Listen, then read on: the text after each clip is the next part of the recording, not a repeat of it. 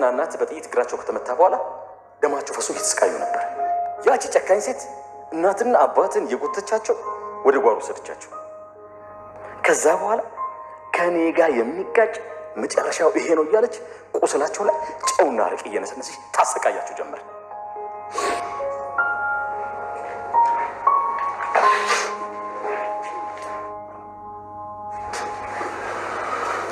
የእናትህን ፎቶ ለምንድን ነው ከኔ የምትደብቀው? እናትህን በመውደድ ቅር የሚለኝ ይመስላል እንዴ?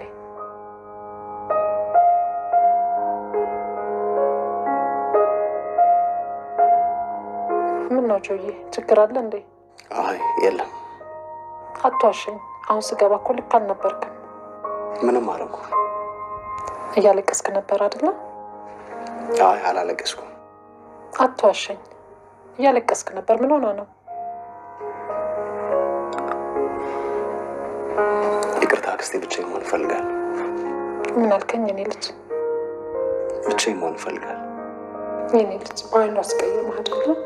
ምን ላድርገው? በፈጣሪ ስም ሰው ለገዛ ልጁ እንኳን አይመለስም። አንቺን ካልገደልኩ መቼም እረፍት አላገኝም። እናትና አባቴ በገደልሽበት እጅሽ ትነኪኛለሽ።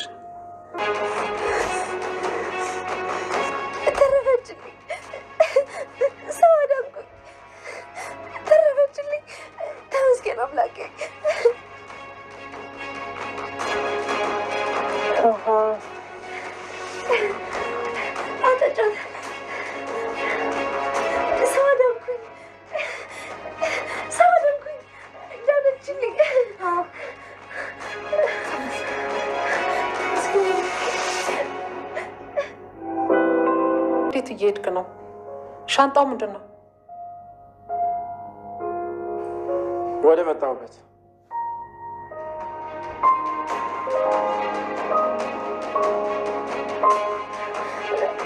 አታብዥባት።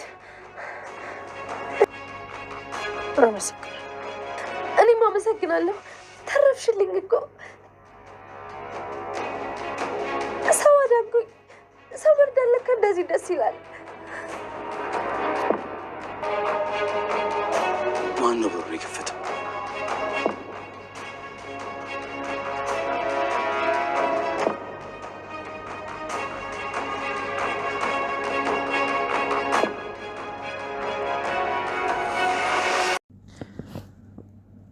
ሰላም ሰላም፣ ድና የተከበራችሁ የቻናል ቤተሰቦች እንዴት ናችሁ? ደህና ናችሁ? ሁላችሁም በያላችሁበት ሰላማችሁ ይብዛልኝ።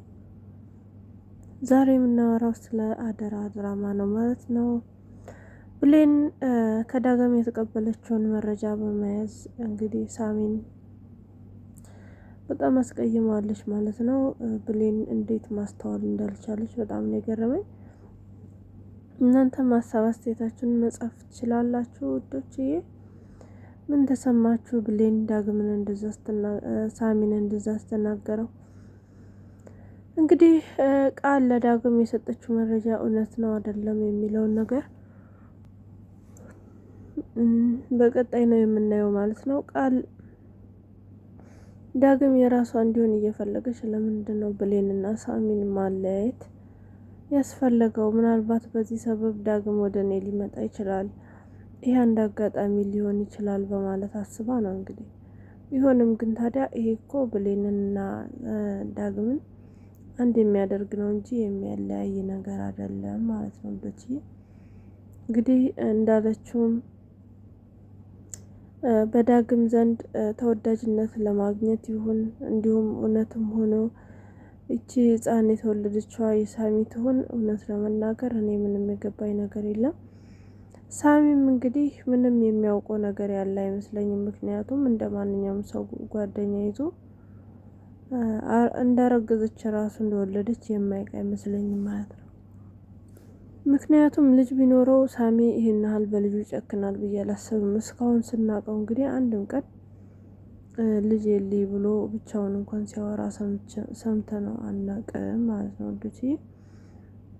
እንግዲህ ይሄ ነገር ውሸት ከሆነና ሳሚ ነፃ የሚወጣ ከሆነ የዳግምና የብሌን ነገር የመጨረሻ ነው የሚሆነው ማለት ነው። ይሄ የመጨረሻ ነው የሚሆነው። ታያላችሁ ዱችዬ። እውነትም ይሄ ውሸት ከሆነ ቃል ዳግምን የመጨረሻ በቀሏን ተበቅለዋለች ነው የምለው። ምክንያቱም ብሌን መቼም ቢሆን ዳግም ላይ ክፉ አልሆንበትም፣ መቼም ቢሆን ከሱ ጋር መለየት አልፈልግም እያለች ለሳሚ እየነገረችው ነበር። ነገር ግን ዳግም በተደጋጋሚ ጊዜ ስህተት ሲሰራ ሲጠራጠራት፣ ፍቅር መቼም ታውቃላችሁ አይደለ? ፍቅር ይቀንሳል፣ ፍቅር ያልቃል። ዝም ብሎ ማለት ሰው እስከሆናችሁ ድረስ ከላያችሁ ላይ የሆነ ነገር ሲጎል ዝም ብላችሁ አታዩም፣ የሆነ ይጎላል ማለት ነው። እና እንግዲህ ብሌንም እሷ ጋር እየተፈጠረ ያለው ነገር ይሄ ነበረ። ዳግምን አለመናፈቅ፣ ከዳግም ጋር ማውራት አለመፈለግ፣ የእሱን ጭቅጭቅ መሰልቸት ነበረ የገጠማት ማለት ነው። እና አሁን ግን ሳሚ እንደዚህ እንዳደረገ ስትሰማ በጣም ነበር የተናደደችው። ምን አይነት አስመሳይ ነህ! በጣም አምኜህ ነበረ፣ ግን አሁንም እንኳን አወቅኩኝ እያለች ሳሚን እንግዲህ ከፍ ዝቅ እያደረገች ነበር የተናገረችው። ለምንድን ነው ብሌን ዳግም ይህንን ነገር ከየት አመጣው? ውሸትስ ቢሆን እኔ በራሴ መንገድ አጣራለሁ ብላ እንዴት ሳታስብ ቀረች? እንዴት ስሜታዊ ሆና ገና ፎቶውን ስታይ ወደ ሳሚን ወደ መናገር ምን አስፈለገ? በሌላ በኩል ደግሞ ለሳሚ በጣም ነው የተናደደችው እንደዚህ ስላደረገ።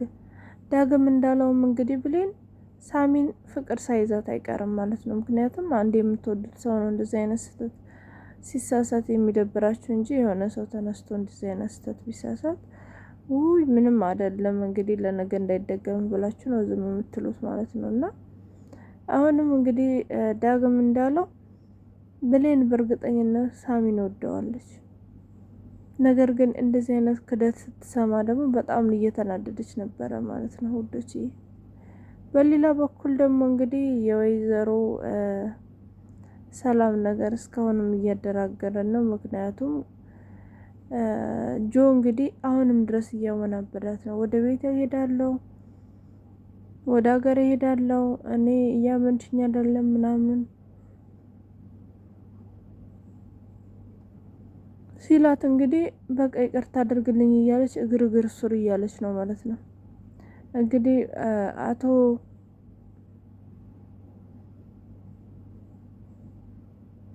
በኃይሉም እንግዲህ ጆን እያበረታታው ነው ያለው ማለት ነው። ጆኒ በአሁኑ ሰዓት በጣም መጠራጠር በውስጡ ተፈጥሯል።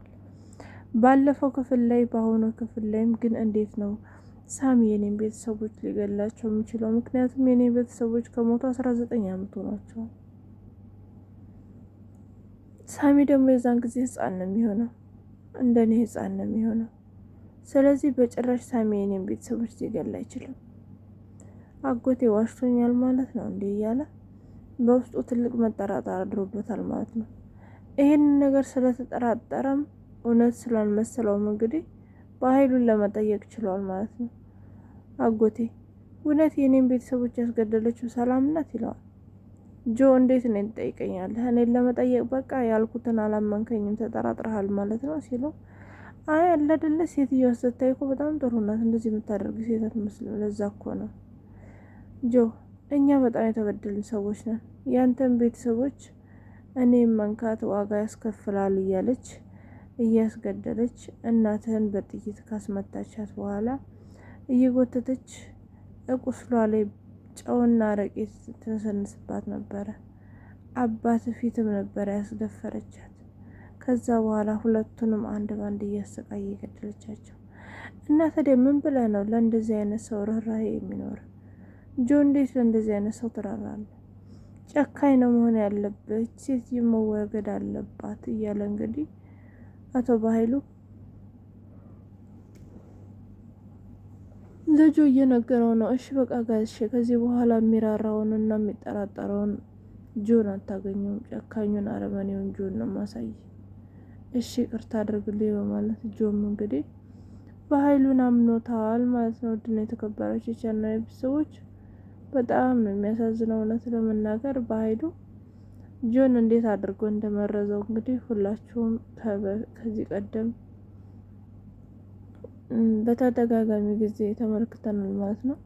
ጆ ግን አሁንም በደንብ ማስተዋል አለበት ብዬ አስባለሁኝ። አሁን ላይ ጥሩ ላይ ነው ያለው። ምክንያቱም እየተጠራጠረ ነው ያለው ማለት ነው። የሳሚና የእሱ እድሜ በጣም አጠራጣሪ ነው። በሌላ በኩል ሳሚም እንግዲህ ወደ ከመጣሁበት ወደ መመለስ ይኖርብኛል እያለ እንግዲህ እየተዘጋጀ ተመልክተነዋል። ሳሚ እውነት አድርጎት ከዛ ቤት ሊሄድ ነው ወይስ ደግሞ ብሌንን ትቶ ሊሄድ ነው ወይስ ዝም ብሎ ነው እንደዛ ያለው የሚለውን ነገር አብረን ነው የምናየው በቀጣይ ማለት ነው። በሌላ በኩል ወይዘሮ ፀሐይ እንግዲህ እስካሁን ድረስ በህይወት አለች። ገነትና ቃልም እንግዲህ ሲፈልጓት ቃልም ካሁን በፊት በኃይሉ ሰዎችን እያገተ የሚያስቀምጥበትን ቤት አውቃለሁ፣ ልብሴን እንቀይርና እዛ ሄደን ፈልጋት በማለት እንግዲህ ሲፈልጓት ወይዘሮ ፀሐይ እንደተባለው የሆነ አሮጌ ቤት ውስጥ ተቆልፎባት ነበረ ያገኟት ማለት ነው።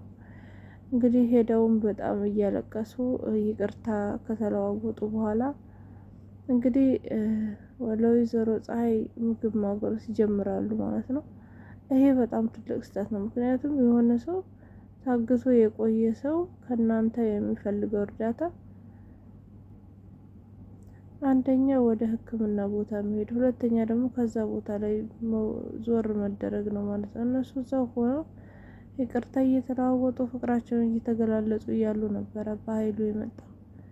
የዛን ጊዜ ገና እንደመጣ ነበረ ሽጉጡን የደቀነባቸው ማለት ነው። እንግዲህ አቶ በኃይሉ ምን የሚያደርጋቸው ይመስላችኋል? እውነት ሶስቱንም ይገላል ወይስ ደግሞ ምን ይፈጠራል? እንግዲህ አንዱ ጋር ሲበላሽ አንዱ ጋር መስተካከሉ ያለ ነው። ብሌን እንግዲህ